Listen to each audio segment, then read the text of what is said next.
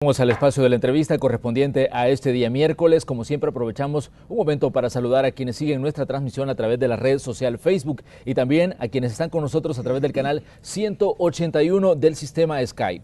Como se los adelantábamos, hoy vamos a hablar sobre este ajuste al salario mínimo, pero como siempre les presentamos algunos puntos que deben saber sobre este tema. El Consejo Nacional del Salario Mínimo aprobó el 14 de diciembre de forma unilateral en una sesión ordinaria la propuesta del gobierno de incrementar el salario mínimo. El acuerdo llegó luego de meses de una situación tensa y tuvo lugar en una reunión a la que no asistió la Asociación Nacional de la Empresa Privada. La propuesta avalada eleva el salario mínimo a $300 en el sector comercio, servicio e industria, a $295 para el sector textil, $224 para la industria agrícola del café y caña de azúcar y $200 para la de algodón y sector agropecuario.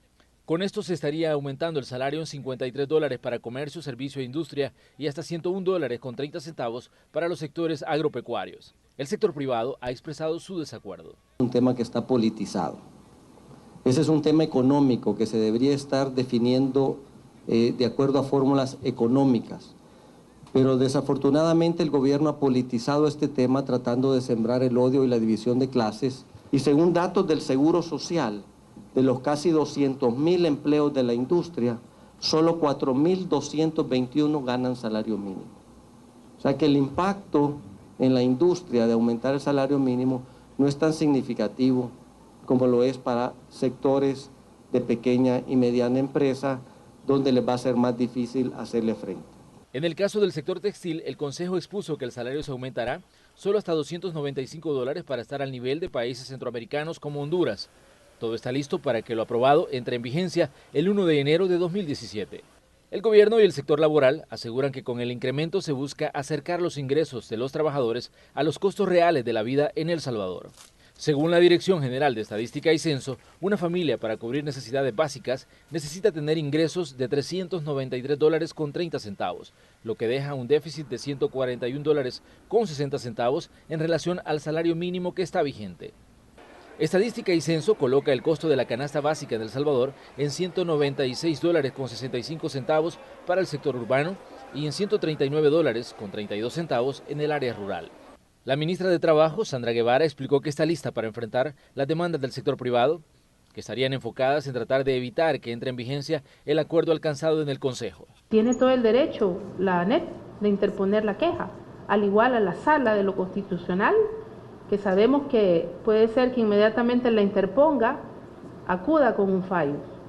Disculpen que utilice esta palabra bien salvadoreña.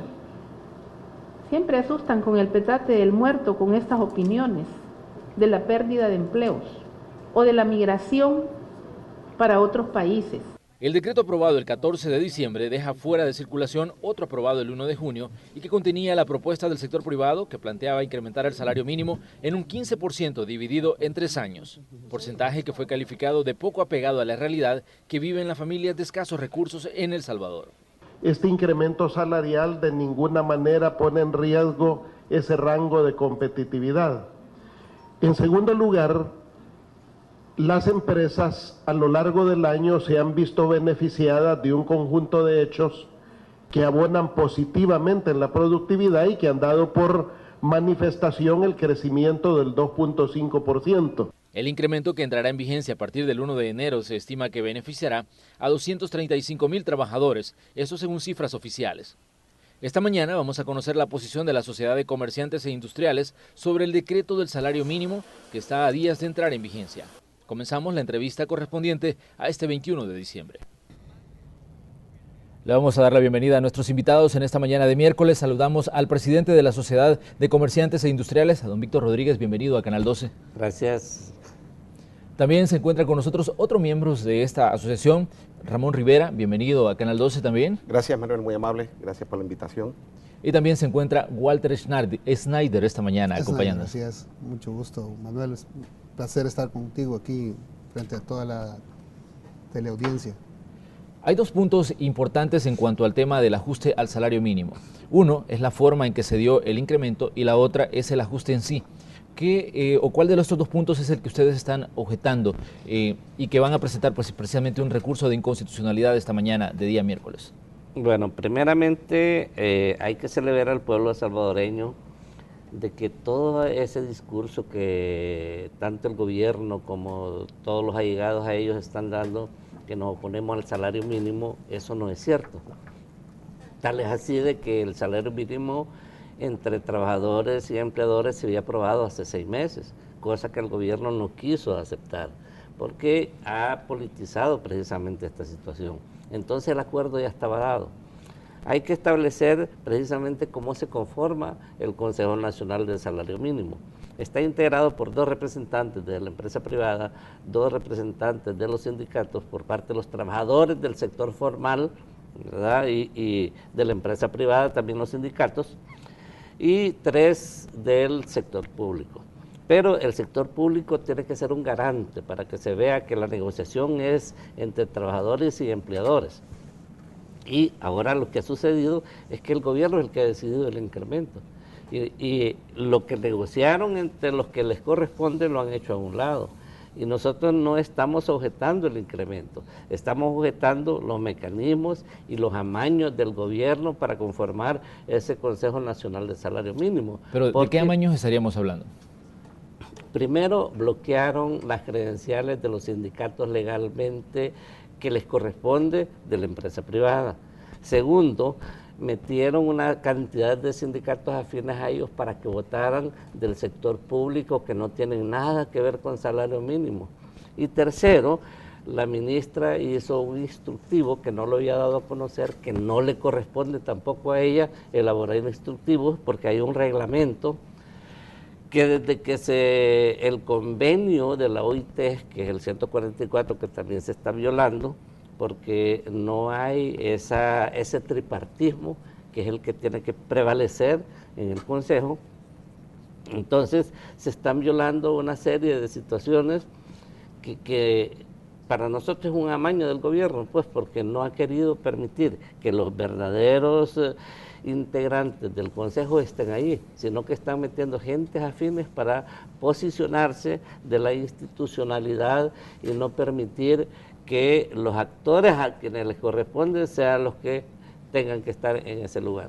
Pero si se habla de la representación laboral, el gobierno también argumenta que quienes estaban representando a este sector en los últimos años también cierta afinidad con el sector privado y que incluso se plegaban a todas las propuestas. ¿Qué tendrían ustedes que decir sobre la actuación de estos representantes del sector laboral? Es triste que estén con ese discurso cuando antes, para el tiempo de la guerra, eran sus aliados. Ahora, como ya no les siguen el juego, ya dicen que están aliados con los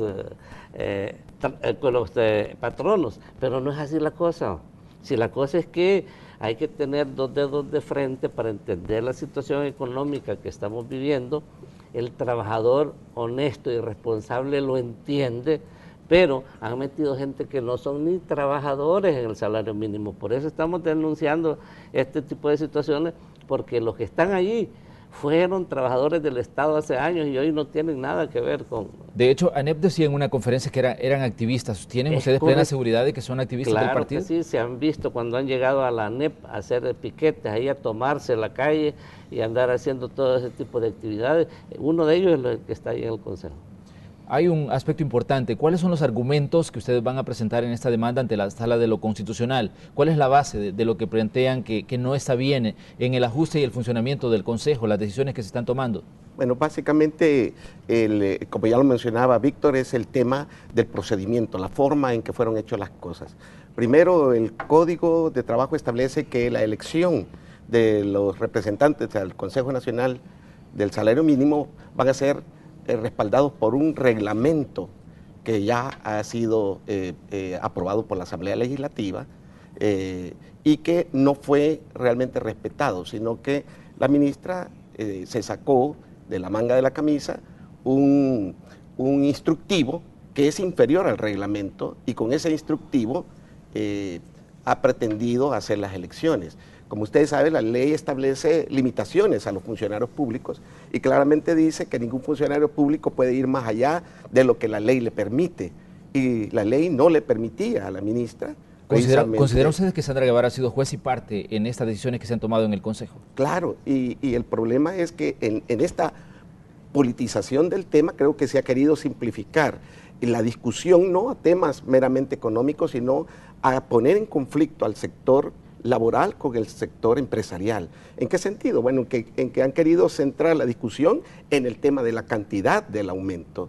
Y eso realmente, nosotros quisiéramos pagarles muchísimo más a los empleados, pero hay una realidad, y esa es hasta dónde pueden las micros, las pequeñas y las medianas empresas absorber ese incremento sin aumentos en la productividad, que realmente nos permitan salir adelante en una economía que es la que menos crece en toda Centroamérica. Aquí podrán decir que crecemos al 2,5, sí, pero la realidad, la cruda realidad, es que somos el país que menos crecemos en Centroamérica y uno de los países que menos crecemos en América Latina.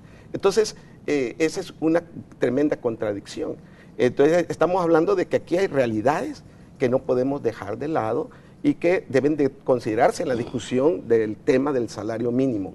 No necesariamente tenemos que confrontar, y eso es lo que ha pasado, el sector empresarial, el sector privado, y Víctor como presidente de la sociedad ha estado en conversaciones con el sector laboral en los años anteriores y hemos tratado de llegar a acuerdos razonables. Así es que este tema, como digo, se ha querido simplificar el tema de la cantidad del aumento, y la realidad es que se trata otra vez de una imposición arbitraria por parte del sector gubernamental y nuevamente la politización de un tema económico que es trascendental para el país. Él decía realidades que enfrentan las micros y pequeñas empresas. ¿Cuáles son esas realidades? ¿Qué tenemos que saber los ciudadanos de lo que está enfrentando el sector micro y pequeño empresario?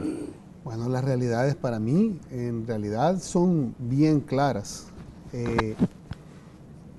La gran empresa, las grandes empresas, ellos tienen la capacidad de pagar más del salario mínimo que actualmente está pasando actualmente en El Salvador. Pero el problema cae en las pequeñas y microempresas. Hay gente que gana $170, menos de eso, pues. Ahora, realmente el impacto que está sucediendo con esta confrontación viene siendo porque estas pequeñas empresas y las micros no van a poder sostener esto. Entonces, yo considero que como CIS, que somos, como la sociedad de comerciantes, representantes aquí, estamos preocupados por esa situación, porque o sea, nadie quiere estar en la línea de juego, pero realmente lo estamos en esa situación. Nosotros queremos pagar más de lo que se propone, si es posible, y de hecho se está haciendo, pues, se está haciendo. Pero el problema estriba que el gobierno está dando imposición bien clara y estos señores que están dentro del consejo definitivamente son activistas, o sea, andan haciendo lo que quieren, andan haciendo cualquier cantidad de desórdenes, improperios, y no nos dan chance que nosotros podamos tener acceso a ese consejo.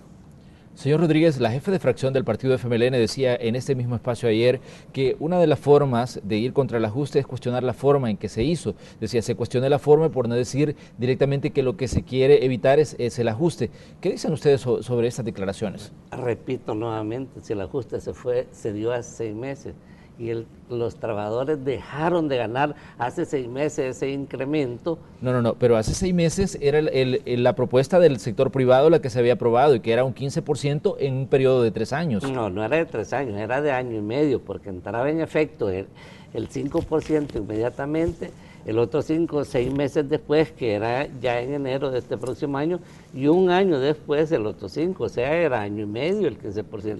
Entonces, pero eso permite que las empresas, las micro principalmente, se puedan ir ajustando a las condiciones para poder cubrir ese compromiso. El problema que se da aquí es que el gobierno debería de generar condiciones para el desarrollo económico, pero en lugar de eso, ¿qué ha sucedido?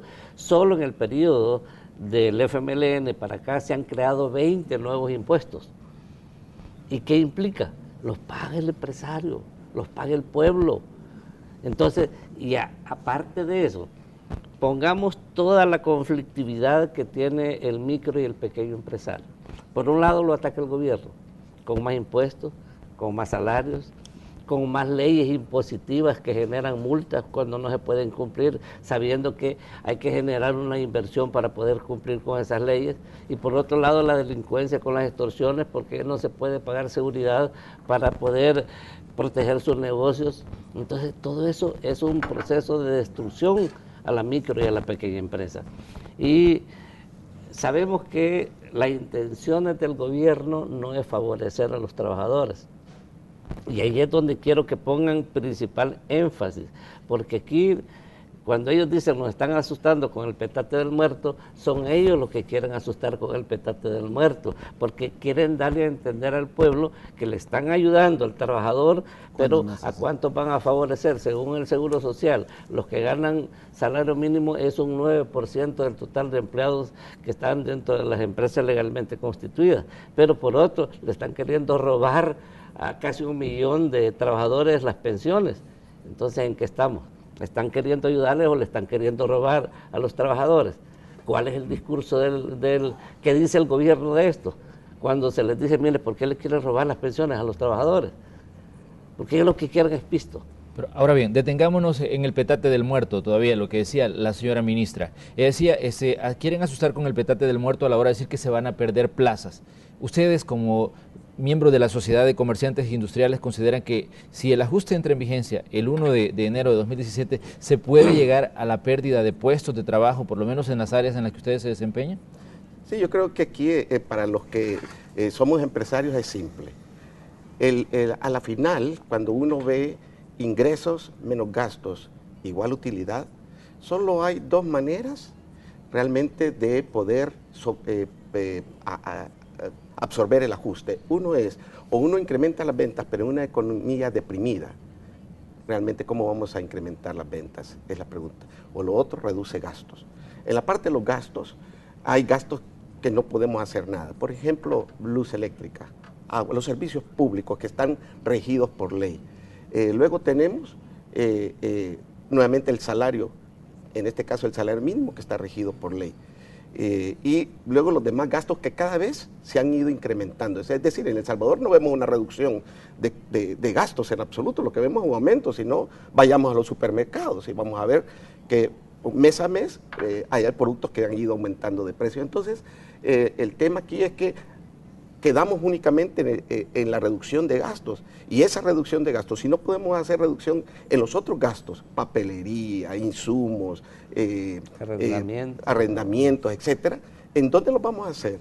En puestos de trabajo. En puestos de trabajo, esa es la lógica. Pero, y entonces, perdón, Manuel, porque yo creo que el tema aquí central no es el empleado formal que gana salario mínimo. El gran tema de justicia que el gobierno debería estar poniéndole mayor énfasis es a los miles de trabajadores que están subempleados, que no tienen trabajo, que están sobreviviendo apenas con una miseria, que no son 300,000, son miles y miles de trabajadores. Y cuando nosotros en las empresas tenemos necesidad de contratar a alguien, nos llega cualquier cantidad de currículums de gente que tiene a veces hasta 1 o 2 años sin trabajar. Ese es realmente el verdadero tema. El tema no es de la gente que gana salario mínimo y tiene seguro social y goza de las prestaciones de retiro como un fondo de pensiones. No, el tema es cuántos cientos de miles de salvadoreños no tienen ni siquiera eso. Pero ese es el gran tema. Vamos a contraponer otro punto, otro argumento que presentaban funcionarios del gobierno. Nos decían, cuando hay una mayor ingreso para los trabajadores, eso significa que va a haber una mayor demanda también de bienes y servicios. ¿Consideran que esto se puede apegar o a la realidad si lo vemos desde el punto de vista del aumento al salario mínimo, señor Rodríguez? Mira, veamos el impacto que este tipo de medidas absurdas tienen en la economía y en el pueblo salvadoreño. Ya dijimos que los 60,000 empleados que están registrados en el Seguro Social, que son los que van a tener ese incremento del salario mínimo, son los que van a generar, que ya lo están generando, que el pueblo cuando haya salario mínimo inmediatamente le incrementa el precio de muchos productos. Se incrementa el costo de la canasta básica, pero ese costo de la canasta básica no es para los 60,000, es para todo el pueblo salvadoreño.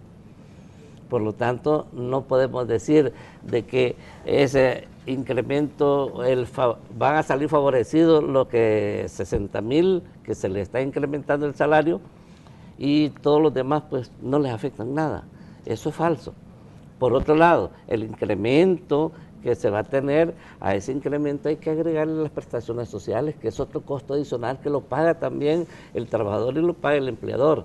Por lo tanto, no solamente es el monto, y a eso viene una serie de situaciones que, por ejemplo, multas, que dice tantos salarios mínimos, y andan imponiendo multas por todo y por nada el gobierno. Entonces, ellos andan buscando ese tipo de incrementos, o sea, recaudar más fondos de una u otra forma, pero ahí tienen escondidos cuáles son las verdaderas intenciones que tienen para recoger más fondos. Cuando estamos hablando del salario mínimo no es para favorecer a los 60,000 trabajadores, que solo son el 9% de los trabajadores formales. Andan buscando de qué otra forma sacarle el pisto al pueblo. Esas son las verdaderas intenciones. Y por otro lado, andan buscando destruir la economía, porque la idea de este tipo de personas es que entre más pobres hay y con sus programas sociales compran votos y tienen más dominio del pueblo.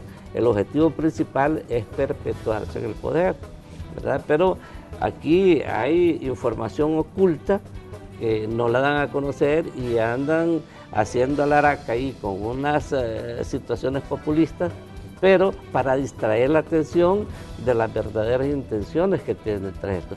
Ustedes van a ver dentro de poco cómo ese ataque viene ya bien orquestado de ataque al empresario, ¿ya? Ellos tienen una serie de grupos de fachadas que cuando se cuestionan en las diferentes mesas que hay al gobierno dicen, no, nosotros no tenemos nada que ver. Eso es la sociedad civil la que anda haciendo, cuando sabemos que ellos les pagan pues para que vayan a hacer este tipo de actividades. Entonces que no nos vengan a decir que no, que ellos son unos santos apóstoles ahí que no están haciendo nada, cuando le están pagando a aquel para que vaya a quemar llantas, vaya a cerrar oficinas de la ANEP o que vaya allá a la Corte Suprema de Justicia a insultar y a gritar por gente que está haciendo bien su trabajo, no gente que está haciendo mal. Al contrario, este tipo de instituciones son las que todavía nos tienen a flote, ¿verdad? Vamos a ir a una pequeña pausa comercial. Al regresar vamos a hacer un comparativo del salario mínimo que se paga en El Salvador con el que se paga en el resto de Centroamérica. Esta mañana estamos conversando con miembros de la Sociedad de Comerciantes e Industriales de El Salvador. Ya volvemos. En el espacio de la entrevista estamos conversando con miembros de la Sociedad de Comerciantes e Industriales de El Salvador. Estamos hablando de un tema de muchísima actualidad, el ajuste al salario mínimo. El Departamento de Estudios Económicos de la UCA decía que entre 1979 y 2015 el poder económico del salario mínimo en El Salvador ha perdido un 80% de poder adquisitivo. ¿Cómo ven ustedes este tipo de afirmaciones y este tipo de estudios que no son nuevos porque se dieron incluso antes del ajuste, pero cómo lo ven ustedes desde la perspectiva que son quienes están trabajando directamente en el pago de este tipo de salarios? Bueno, yo creo que es obvio que la economía, como ya lo mencioné antes, se ha venido deteriorando. El Salvador tiene décadas realmente de venir creciendo a tasas muy bajas con respecto al resto de países de Centroamérica, y eso también está en la mayoría de estudios económicos. Es decir, la economía de El Salvador realmente es una economía que ha venido básicamente subsistiendo. FUSADES en los años 80 hizo un estudio, solo para que tengamos una idea, de que únicamente para poder sobrepasar el deterioro ambiental, la economía de El Salvador tenía que crecer arriba del 6%. Y crecemos de acuerdo con las estadísticas de gobierno, porque también hay que tomar nota que las estadísticas de gobierno, por lo general, son manipuladas. Pero digamos que es verdad, que estamos creciendo el 2,5%. Eso quiere decir que tenemos un déficit al menos de 3,5%, y esto fue en los años 80. Ya a esta altura deberíamos estar creciendo a tasas de por lo menos el 8%. Entonces el tema del deterioro tiene que ver precisamente con las políticas económicas que hemos estado o que se han aplicado en El Salvador, y en los últimos años hemos visto realmente un mayor deterioro de la economía.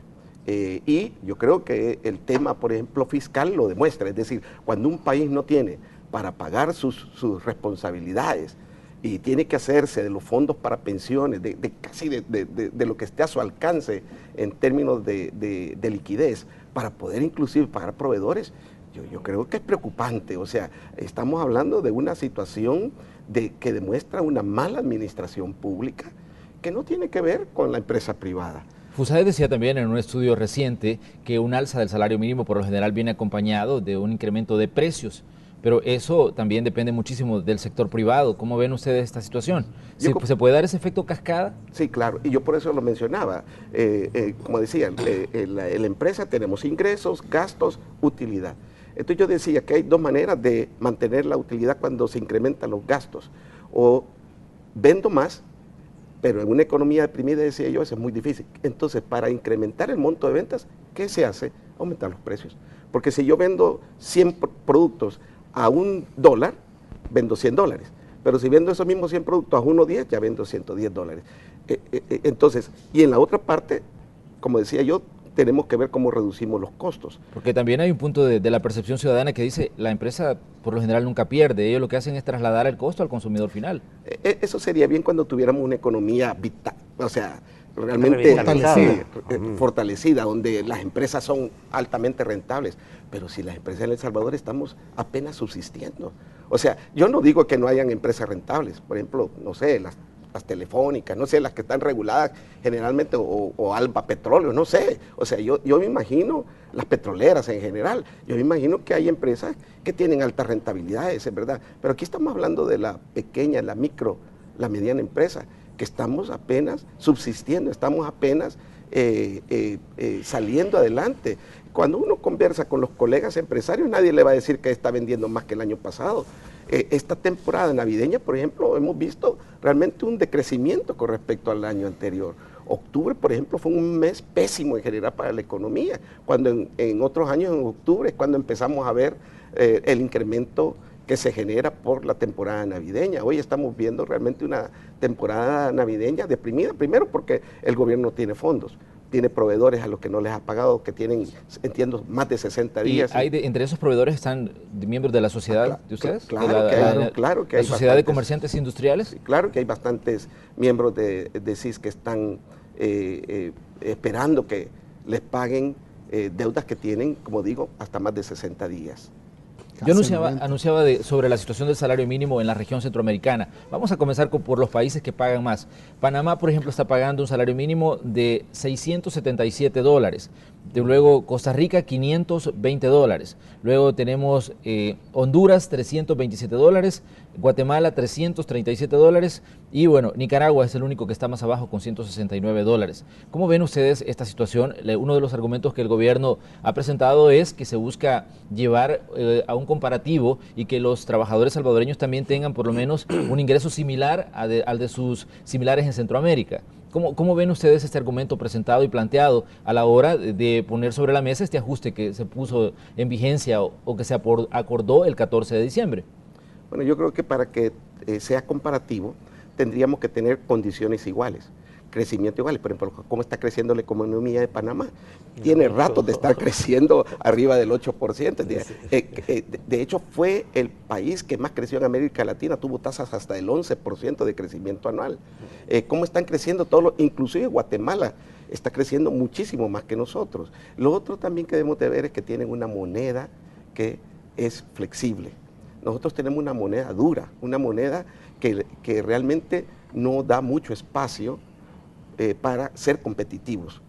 Digamos, nuestras exportaciones, y eso está comprobado, o sea, son caras. ¿Por qué? Porque estamos pagando con una moneda dura, mientras que ellos tienen la flexibilidad de una moneda que se devalúa de acuerdo con las necesidades. Entonces, tienen una economía, como digo, que les permite competir en mejores términos que con los que estamos compitiendo nosotros. Aparte, tienen una política de Estado. Muchos de estos países, Costa Rica, por ejemplo, tiene políticas de Estado para fomentar la economía. ¿Qué políticas de Estado tiene El Salvador? O sea, si usted se pregunta hacia dónde va El Salvador en términos económicos, yo creo que nadie sabe aquí, ni el gobierno, porque nosotros no conocemos de ninguna política del gobierno que tenga como objetivo promover el crecimiento económico. Entonces vamos a la deriva, vamos a lo que realmente estamos subsistiendo por la gracia de Dios, es la verdad. Y otra cosa que hay que aclarar, por ejemplo, el caso de Honduras, que tuvo un incremento igual que lo han hecho acá, que lo hizo Mel Zelaya, que fue uno de hecho de los más grandes que se ha hecho en Centroamérica. Correcto, pero ¿cuál fue el impacto allí? Hubo recesión económica, ya no llegaron inversiones, ya la economía se estancó. Entonces, y eso es lo que va a pasar acá también, que si siguen tomando medidas así, de esa forma, tan irresponsables, diría yo, porque eso no es de hacerle ver al pueblo que están queriendo ayudar, están queriendo destruir, eso es lo que está pasando. Pero están queriendo disfrazar la situación de una forma tal que la están vendiendo, y lo más triste es que están utilizando a una serie de tontos útiles que están repitiendo el mismo discurso y no saben lo que les va a pasar después.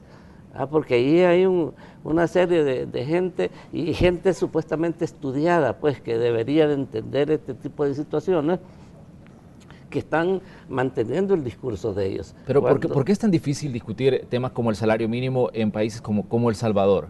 Porque si vemos los históricos, en 2011 se logró un incremento del 8%.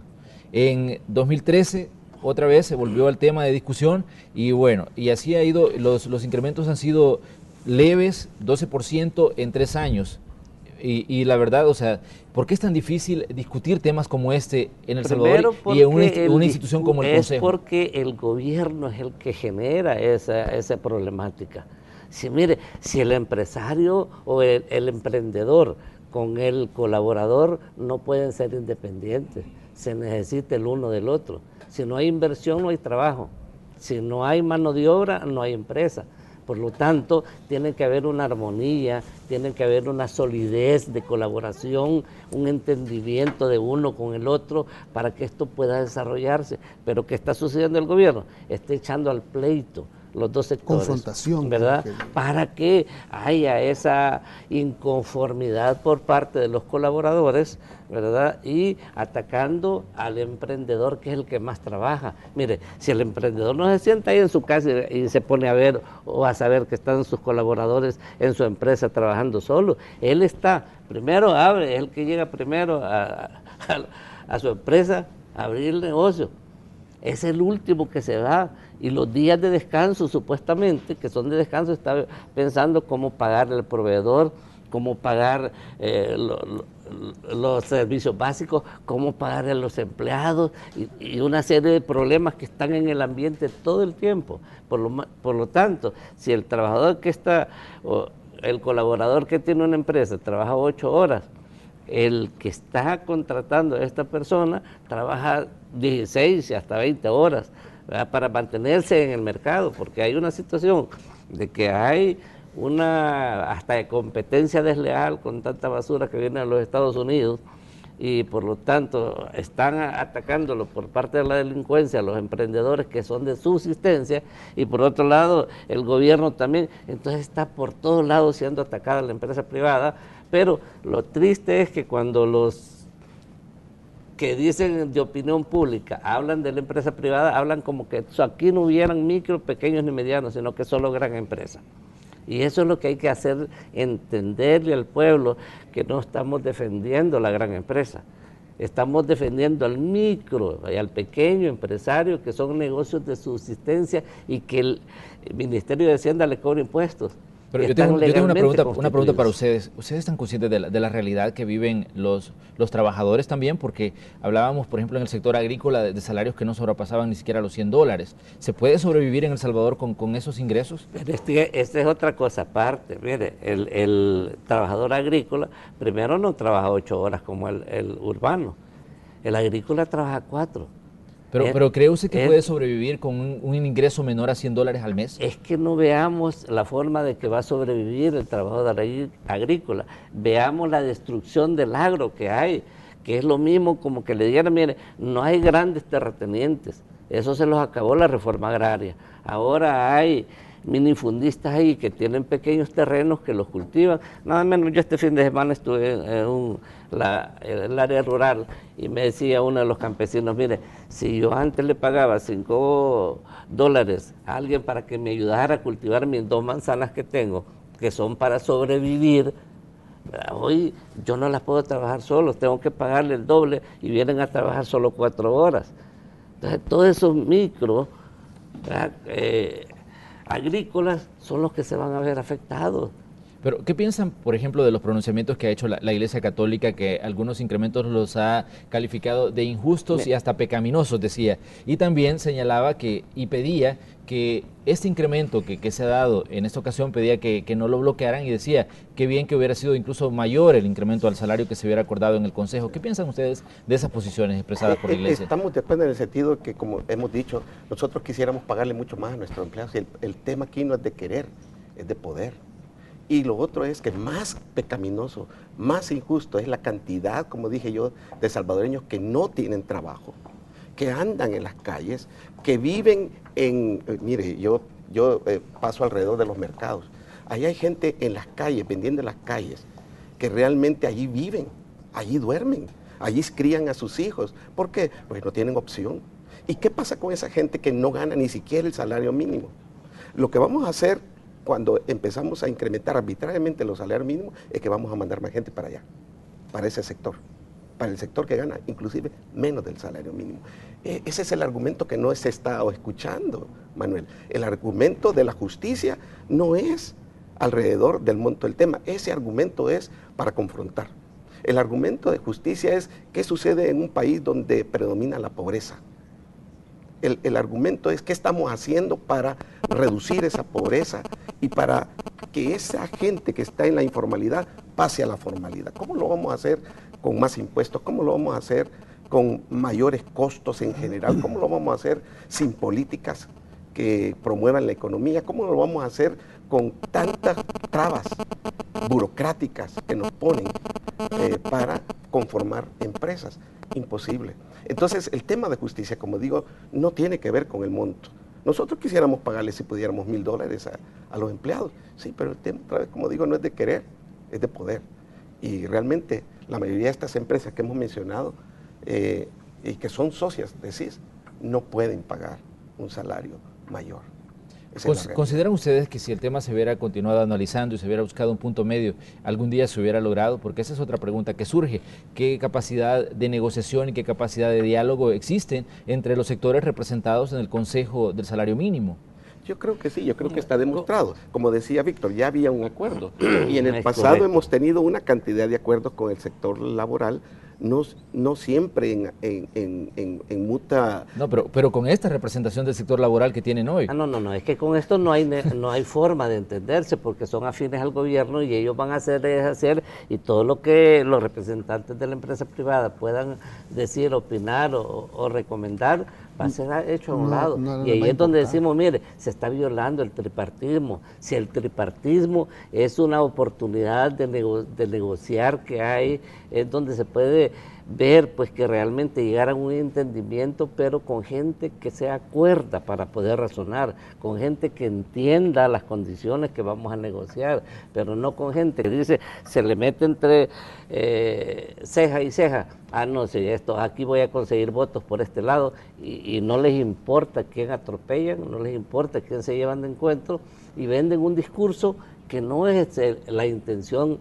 el fondo de la intención no es esa. Están queriendo vender un discurso para levantar el ánimo del pueblo, de justicia, y los más injustos son ellos. Pero regresemos al recurso de inconstitucionalidad que se va a presentar esta mañana. ¿Cuál es la base? Para que las personas que nos sintonizan entiendan qué es lo que están presentándole a la Sala de lo Constitucional. Mire, la base es que queremos rescatar la institucionalidad, que no se pierda esa institucionalidad, en donde los 3 sectores que deben de estar realmente conformados, ¿verdad? Que tienen que ser trabajadores de la empresa privada, los que estén en el salario mínimo, la empresa privada y el gobierno como garante de esas negociaciones. Pero ahora no, ahora la decisión la tiene el gobierno con sus compinches afines que ha llevado. Entonces, ¿qué estamos haciendo nosotros ahí? Se ha perdido la institucionalidad. Entonces, por eso yo hablaba de esos amaños del gobierno, pues de que está queriendo dar una imagen, pero por otro lado se está robando la institucionalidad para hacer y deshacer a su antojo y que todo el mundo se quede callado. Vamos a ir a nuestra última pausa comercial. Ya regresamos con las conclusiones de la entrevista de hoy. De Canal 12, esta mañana hemos estado conversando con miembros de la Sociedad de Comerciantes e Industriales de El Salvador sobre el ajuste al salario mínimo aprobado el 14 de diciembre en el Consejo del Salario Mínimo. Este ajuste, bueno, va a beneficiar a sectores comercio, al sector textil y al sector agropecuario. Pero nos decían ustedes que no se ha enfocado también la situación del sector construcción. Usted, señor Schneider, me decía que tenía un punto de vista sobre este sector en específico. Sí, el sector construcción ha sido uno de los más golpeados en este país, ya que el gobierno boicotea, bloquea todo tipo de construcción. Nos hemos encontrado con muchas situaciones difíciles que no nos dan permiso en diferentes tipos de proyectos. Y este ha sido golpeado desde ya por 2008, 2009 y a la actualidad el sector construcción ha sido súper golpeado. Es una economía que ha venido decreciendo, los bancos no dan crédito a los constructores porque no confían, pues, o sea, no hay esa situación que diga, no hombre, démosle crédito al sector construcción para que le pueda generar empleos a todos los trabajadores del sector construcción. Estamos totalmente bloqueados. Los bancos no quieren saber nada de los constructores porque dicen, no, este está en riesgo, está en categoría triple Z, digámoslo, ¿verdad? No clase A ni B, sino que triple Z, así nos tienen, o sea, y nosotros somos, en el sector construcción, somos de los que más generamos empleos, incluso se paga más del salario mínimo, porque un albañil, yo en lo personal, mis albañiles, de los que tengo yo trabajando, yo les ando pagando alrededor de 15, 20 dólares diario. Y sin embargo, haciendo un sacrificio de empresa, porque yo soy una pequeña empresa en construcción, hay otras empresas que pagan mucho mejor, pero realmente en ese sentido, yo considero que el sector construcción sí está bastante politizado, está bloqueado, el gobierno ha politizado este tema del salario mínimo, no, es algo totalmente afín a sus intereses políticos.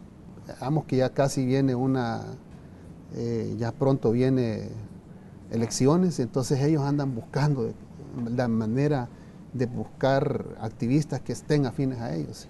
Ante la perspectiva que tenemos en este momento, ¿cómo ven ustedes el año que viene, el 2017, ya dentro de poco tiempo vamos a estar hablando del nuevo año? ¿Cómo ven las perspectivas para la Sociedad de Comerciantes Industriales? ¿Cómo ven la situación para sus afiliados? Señor Rodríguez, señor Rivera. Bueno, yo en lo particular lo veo difícil.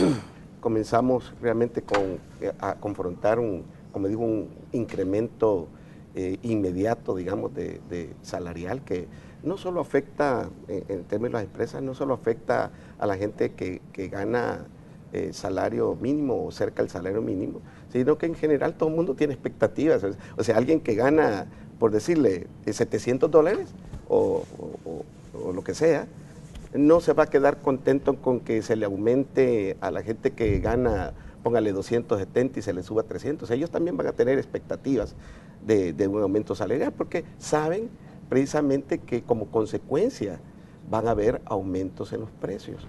Y eso es casi inevitable. Es decir, uno tiene que entender que realmente las empresas para subsistir tienen que generar utilidades. Ese es precisamente el gran principio de la empresa privada, es que tiene que ser rentable. Y está demostrado, las empresas que no generan utilidad, bueno, cierran sus puertas. Si no, veamos algunas empresas, por ejemplo, que hemos visto quebrar. Por ejemplo, Beca, que ha estado en las noticias últimamente, que está en quiebra. Bueno, esa empresa va a cerrar y va a dejar de contratar personal. Y como eso, digo, cantidad de empresas que podrían tener como consecuencia el cierre y la pérdida de puestos de trabajo. Entonces, el tema del año lo comenzamos, digamos, con un reto, con un tremendo reto para las empresas y desde luego con perspectivas también muy pobres. Un crecimiento como el que ha mencionado el gobierno de 2.5 es como digo, un crecimiento marginal. Que no compite con los crecimientos que están teniendo otros países y que no llenan las necesidades de un país como El Salvador. Su punto de vista, señor Rodríguez. Sí, lo que nos preocupa es que el próximo año venimos ya año preelectoral en donde se va viendo pues de que el gobierno va tomando posiciones para conseguir votos. Se olvida de los programas de nación que nunca ha tenido, ¿verdad? Sino que son programas partidarios, y lo que queremos es que haya armonía, que haya entendimiento, que haya condiciones para el desarrollo de los micro y pequeños empresarios, que realmente combatan la delincuencia, que permita trabajar con libertad. Mire, si el trabajador, somos gente trabajadora, todo el salvadoreño, ¿verdad?, se caracteriza a nivel mundial porque ha sido gente verdaderamente trabajadora. Pero ¿qué necesitamos? Aquí no pedimos limonas al gobierno, aquí pedimos condiciones para que dejen trabajar, pedimos condiciones para que pueda haber desarrollo económico sin que el gobierno dé nada. Simplemente el gobierno se va a beneficiar porque si hay desarrollo económico, lógicamente van a haber más impuestos, lógicamente va a haber más trabajo para el pueblo, va a haber un desarrollo económico que todo es ganar, ganar. Pero aquí nos llevan a todos perder con esas políticas del gobierno que estamos teniendo, y eso es lo preocupante. El tema que estamos discutiendo, ¿a qué cantidad de los afiliados de la Sociedad de Comerciantes Industriales afectaría? Bueno, yo diría que un 90%, si el microempresario prácticamente es aquel que tiene, según la ley, que ya está constituido, es el que tiene de 1 a 10 empleados, y esos son los más afectados. Imagínense que alguien tiene 5 empleados, que les paga salario mínimo hoy, por decir 250. Con este incremento es como que estuviera contratando otro empleado más. Va a tener que incrementar $250 al pago de salario, más las prestaciones. Entonces, ¿qué implica eso? Si la rentabilidad es poca de su negocio, que son negocios de subsistencia, bueno, si tengo que pagar el de un empleado más, este incremento salarial, mejor quito uno pues para poder seguir subsistiendo. Y eso es lo que la lógica, y muchos que ya me mencionaron que van a reducir hasta un 40% de los empleados que tienen porque no pueden cubrir ese incremento tan brusco como lo han querido hacer ahora. ¿Existe posibilidad de diálogo con el gobierno ante las situaciones que tenemos? Porque ya vimos que se hizo el intento con el sector privado decía incluso que se había quebrado el proceso de negociación que se había entablado con esta decisión que se dio en el Consejo del Salario Mínimo. ¿Cómo ven la situación? Sí, mire, ¿Cómo ven las perspectivas? Nosotros siempre estamos dispuestos al diálogo y siempre eso hemos propuesto. Pero ¿qué sucede en todas las mesas que ha formado el gobierno? Que el gobierno no llega a negociar, llega a imponer. Y mientras ese tipo de cosas estén sucediendo, no podemos estar en mesas de negociación si solo nos dicen qué es lo que van a hacer y aválenlo, o solo por decir, mire, la empresa privada está con nosotros y aquí pues estamos de acuerdo, y solo nos utilizan para la foto. No se trata de eso.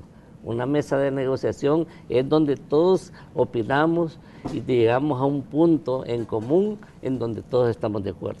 La ministra Sandra Guevara decía que ella estaba lista para hacerle frente a todo este tipo de reacciones que iba a tener el sector privado. De hecho, ella decía que no le extrañaba que ustedes procedieran a presentar un recurso de inconstitucionalidad como lo van a hacer esta mañana. Pues sí, mira, los que están violando la ley no les importa nada. Sí, eso ya sabemos que van a seguir violando la ley, buscando los objetivos que pretenden, y nosotros lo que vamos a hacer, lo que nos corresponde legalmente hacer, ¿verdad? Nada más. Nosotros no estamos con revanchismos, nosotros no estamos violentando nada, al contrario, estamos defendiendo intereses gremiales, intereses reales de los empresarios, intereses que realmente no destruyan al micro y al pequeño empresario. Esa es la intención. Bueno, nosotros les queremos agradecer a ustedes que han venido a conversar esta mañana aquí a este espacio de opinión en Canal 12. Agradecemos al presidente de la Sociedad de Comerciantes y también, por supuesto, a ustedes por acompañarnos en este día. No hay duda que este es un tema que queda pendiente para 2017 y que es una discusión que va a continuar. Gracias. Gracias. Sí. Bueno, gracias Manuel, gracias a todos, un saludo para todos. Realmente créanos que es bastante preocupante esta situación, por algo estamos aquí y al fin pues les deseamos una feliz Navidad, próspero año nuevo a todos. Bueno, y les deseamos precisamente a los micros y a los pequeños empresarios pues que sigamos luchando, ¿verdad?, para mantener esta economía. Les deseamos una feliz Navidad, un próspero año nuevo y decirles que vamos a seguir luchando pues defendiendo los intereses de nuestro sector. Bueno, así llegamos al final del espacio de la entrevista correspondiente a este día. Les invitamos a que continúen con la señal de Canal 12 porque ya venimos con la segunda parte de Noticiero Hechos.